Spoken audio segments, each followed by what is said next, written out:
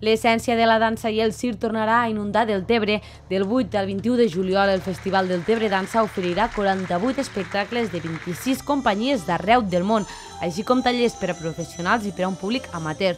Algunes de les activitats claus tornaran a ser la nit solidària del circ el dijous 11 i el circuit Deltebre Atracció Natural el dissabte 12.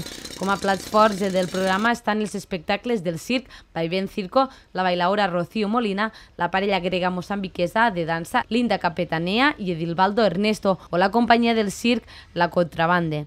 La qualitat i la innovació tornaran a ser els puntals forts del festival, que enguany compleix 15 anys. Els xiquets ens fa una mica adult, estem passant per l'adolescència.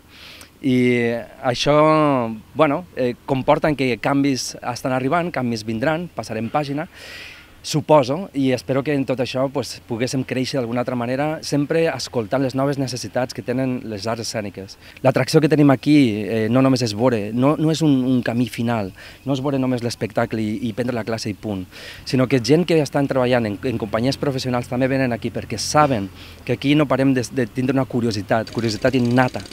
El Festival Deltebre Dansa ha rebut diferents reconeixements nacionals i internacionals. Actualment és l'únic esdeveniment de tot l'estat espanyol que està entre els 24 candidats als Premis Europeus EFE 2019-2020. No és res improvisat, no? Quan a un festival només del tot el territori espanyol és Deltebre Dansa, d'estos 24, només del territori espanyol està Deltebre Dansa, que està aquí a Deltebre, que naix des d'aquí en aquesta il·lusió i que possiblement poguéssim optar a aquest premi de qualitat al setembre, això ens ha d'omplir de joia a tothom. Aquesta edició és la primera que s'ha habilitat abonaments que estaran a la venda fins el 7 de juliol per un preu de 50 euros i donarà accés als espectacles que es facin a la carpa Deltebre Dansa. Les entrades es mantenen a un preu reduït de 5 euros per persona i ja hi ha espectacles on les entrades estan a punt d'exhaurir-se.